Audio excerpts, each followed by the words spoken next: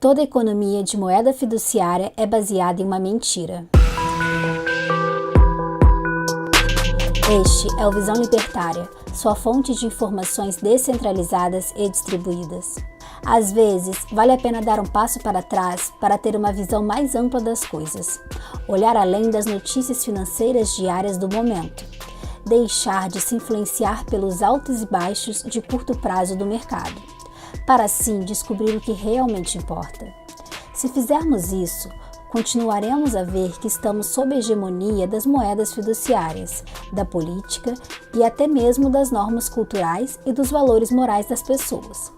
Mas vamos perceber que é um sistema fadado ao fracasso. No dia a dia pode passar despercebido, mas ao receber o seu salário, consumir cotidianamente, pagar financiamentos, guardar dinheiro no banco para o futuro e etc., dá para ver que algo está terrivelmente errado com a moeda fiat, com qualquer uma, até com o franco suíço. A verdade é que todas elas estão sujeitas a graves falhas econômicas provocadas por falhas éticas. Não são difíceis de entender. O controlador de algo sempre vai procurar beneficiar a si mesmo. As moedas fiat são emitidas pelos bancos centrais e chegam até nós pela expansão de crédito aos bancos comerciais. Há um conluio entre esses dois níveis bancários, que fomentam o aumento da oferta monetária em circulação, tanto para pagar as contas das entidades governamentais, como para conceder empréstimos a empresas privadas. O que ocorre é a criação de dinheiro do nada. É como se fosse falsificação legalizada do valor do dinheiro. A emissão de moeda desencadeia uma ilusão de prosperidade porque pode levar a uma espiral de descompensação econômica. Inicialmente, a sensação é boa porque o investimento, o consumo e os empregos crescem. A economia geral vê lucros nos balanços contábeis, aumento do estoque, preços de habitação e etc. Mas isso não é sustentável. Mais cedo ou mais tarde, se isso não para, esse boom tende a se transformar em um colapso. Mas por quê? O governo não está estimulando a economia? Mais ou menos. Como o Estado não acrescenta algo, é como se ele tirasse a terra de um lado, fazendo um buraco, e criasse um monte ao outro lado. Os novos empreendimentos sobre esse monte não terão sustentação efetiva, porque o terreno ao lado teve o volume subtraído. Quanto mais alta for a construção, mais gente sofre com a queda. Só o mercado pode acrescentar algo de valor e sustentável no terreno. O Estado só move a terra de um lado para o outro. Ele participa sem produzir e ainda se beneficia com a riqueza que todo o resto gera. Por isso, ele não se preocupa com a eficiência. Ao emitir dinheiro para injetar liquidez, o governo distorce as taxas de juros do mercado. O que ele estimula ao reduzir a taxa de juros do mercado abaixo de seu nível natural, que é dado pelo mercado, é que a poupança de todos diminua e o consumo aumente. Além disso, como parte desse consumo se dá nos níveis altos da cadeia econômica, ele pode desencadear investimentos adicionais, sem que tenha havido aumento de produtividade. Esse aumento da preferência temporal suga as reservas financeiras, que deveriam acompanhar o desenvolvimento e não tentar puxá-lo, porque é inútil, fica insustentável. Apesar dos desenvolvimentistas repetirem, não é a oferta que gera demanda, é a demanda que estimula o aumento de oferta de bens e serviços.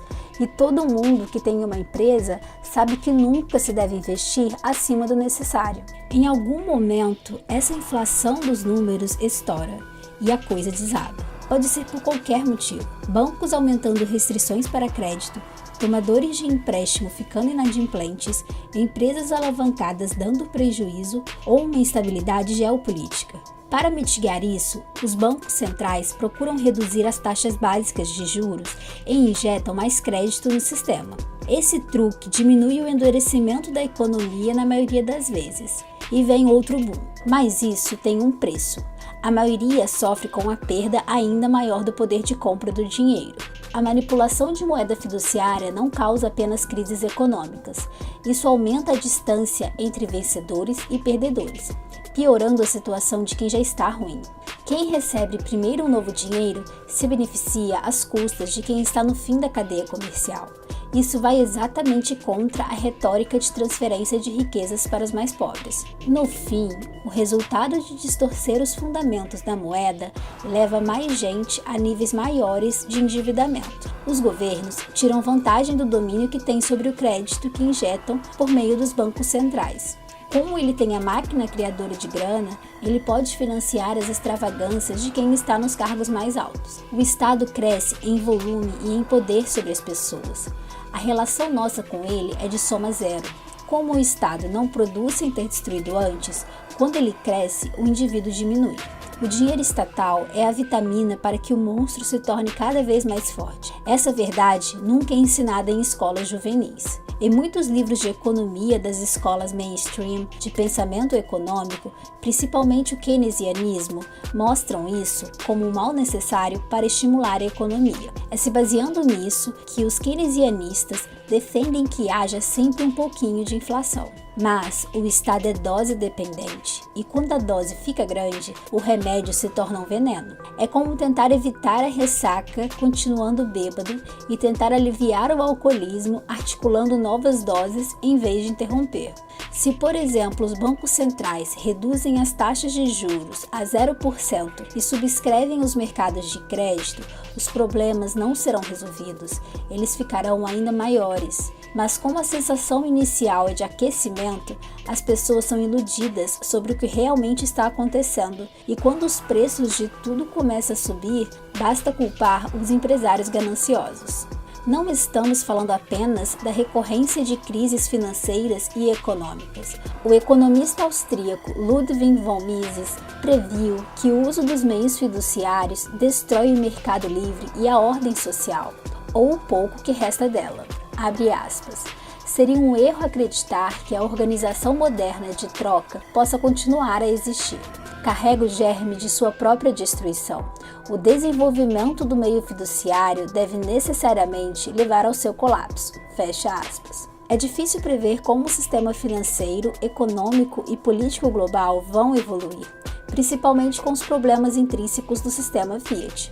O que se sabe é que os bancos centrais criaram o império da enganação na política monetária. Investidor que é cauteloso, que entendeu o que o governo faz com o nosso dinheiro, sempre espera mais inflação no futuro. Inflação monetária. A alta dos preços é a consequência inevitável da perda do poder de compra, que acontece quando a massa monetária é inflada quando não houve aumento da produtividade. A política de aumentar a oferta de moeda é uma estratégia para tolher a liberdade de mercado e o sistema social. A alegação para justificar a queda no padrão de vida da maioria é o capitalismo. Aí, mantendo a demagogia de sempre, o Estado defende ainda mais impostos, regulamentações e etc. Como as ideias socialistas marxistas estão firmes e fortes, não é surpresa que a vida piore a cada vez que os bancos centrais insistem nas políticas de dinheiro grátis e crédito barato. A única coisa que fica mais barata é a vida de quem governa. Mas, como governo algum pode manipular os fundamentos de criptomoedas, quem acumula e guarda de modo realmente privado terá uma proteção contra o iminente desabamento do castelo de cartas que é o sistema fiduciário de moeda. Obrigada por sua audiência. Esse artigo foi sugerido e escrito por Nicolau Copérnico, revisado por Stanley Calderelli e narrado por Morgana. Se você gostou deste vídeo, clique no ícone de curtir abaixo e compartilhe o vídeo em sua rede social. Se você deseja ser notificado de outros vídeos, clique em se inscrever e depois no ícone de campainha. Até a próxima!